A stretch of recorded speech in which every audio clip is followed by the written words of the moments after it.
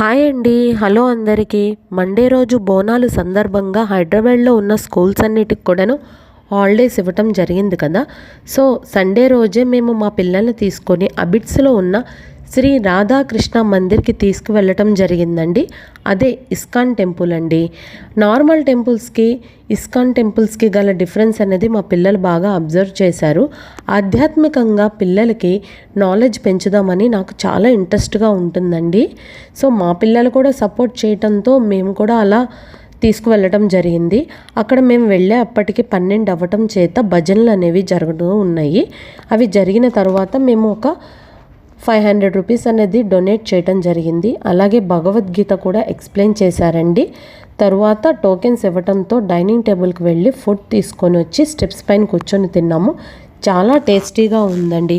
మా పిల్లలు కూడా చాలా ఎంజాయ్ చేశారనమాట ఫుడ్ని. సో అలా గడిపేశాము మా డేని.